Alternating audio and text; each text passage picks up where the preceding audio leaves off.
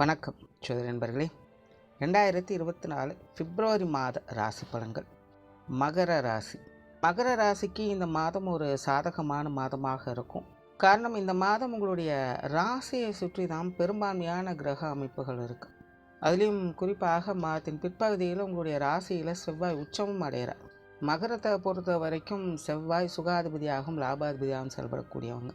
உங்கள் ராசியிலே உச்சம் பெறதுனால இது உண்மையிலே மிகவும் ஒரு சாதகமான மாதம் தான். மகர ராசிக்காரங்க உற்சாகத்தோடும் கலகலப்போடும் சுறுசுறுப்போடும் காணப்படுவீங்க. குறிப்பாக கெரியர் டெவலப்மெண்ட் அப்படிங்கிறது மிகவும் சாதகமாக இருக்கும். இல்லை, நீங்கள் நீண்ட நாட்களாக செய்யணும்னு நினச்சிட்டு இருந்த விஷயங்களை இந்த காலகட்டத்தில் செய்து முடிப்பீங்க.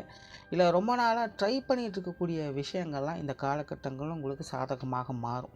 உங்களுடைய எதிர்பார்ப்புகளை பூர்த்தி செய்து வரும். மகரத்தை பொறுத்த வரைக்கும் காரியங்கள் வகையில் அனுகூலங்களை பெறக்கூடிய மாதமாக அமையுது. அதே போல் மனதிற்கு மகிழ்ச்சியும் உற்சாகத்தையும் கொடுக்கும். பொதுவாக மகர ராசிக்காரங்களுக்கு 7 சனி நடந்துட்டு இருக்கிறதுனால கொஞ்சம் சிரமப்பட்டுட்டு தான் இருக்காங்க.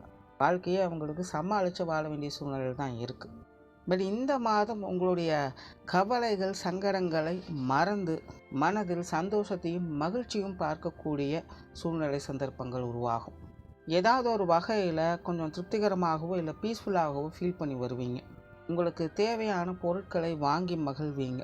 வீட்டுக்கு தேவையான விஷயங்களை செய்து வருவீங்க. நிறைய பேருக்கு இந்த ஆடை ஆபரண சேர்க்கைகள் உண்டாவதற்கும் வாய்ப்புகள் இருக்குது. சுற்றுச்சூழல் வகையில் சுமூகமான மாற்றங்களை எதிர்பார்க்கலாம். வாகன யோகம் அப்படிங்கிறது சிறப்பாக செயல்படும். நிலப்புலன்கள் வகையில் ஆதாயம் தரக்கூடிய விஷயங்களை எதிர்பார்க்கலாம். கட்டிட பணிகள்லாம் உங்களுக்கு ரொம்பவுமே சாதகமாக இருக்கும். நிறைய பேருக்கு இந்த சொத்து சுகங்கள் சார்ந்த விஷயங்களை உருவாக்குவதற்கான எண்ணங்கள் அதிகரிக்கும். பொருளாதாரம் சார்ந்த விஷயங்களை மட்டும் கொஞ்சம் கவனம் எடுத்துக்கோங்க. இந்த காசு பண சமாச்சாரங்கள் அப்படின்னு வரும்போது அது கொஞ்சம் மந்தமாக தான் செயல்படும். அதனால் கொடுக்கல் வாங்கல் விஷயங்கள்லாம் கொஞ்சம் கவனத்தோடு செயல்படுறது நல்லது.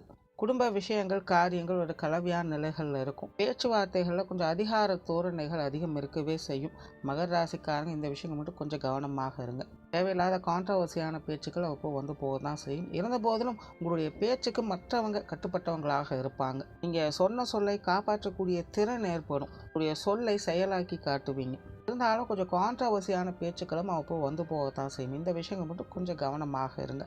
பெற்றோர்கள் சார்ந்த விஷயங்கள் சாதகமாக இருக்கும். பெற்றோர்கள் வகையில் ஆதாயங்களையும் அனுகூலங்களையும் பெற்று வருவீங்க. கடந்த சில மாதங்களாக பெற்றோர்கள் வகையில் ஒரு சில தேவையில்லாத விரயங்கள், செலவுகள், அலைச்சல்கள் போன்ற விஷயங்களை பார்த்து வந்திருப்பீங்க. இந்த மாதம் குறிப்பாக மாதத்தின் பிற்பகுதியிலிருந்து அது சார்ந்த விஷயங்கள் கொஞ்சம் சாதகமாக மாறும். உடன்பிறப்புகள் சார்ந்த விஷயங்கள் அனுசரித்து போகக்கூடிய வகையில் இருக்குது. கணவன் மனைவி உறவுகளில் பேச்சுவார்த்தைகள் மட்டும் கொஞ்சம் கவனம் எடுத்துக்கோங்க. மற்ற விஷயங்கள் காரியங்கள் எல்லாமே சாதகமாக இருக்கும். குழந்தைகள் சார்ந்த விஷயங்கள் சமாளிக்கக்கூடிய வகையில் இருக்குது. திருமண விஷயங்கள் புத்திரபாக்கிய அமைப்புகளும் சாதகமாக இருக்கும்.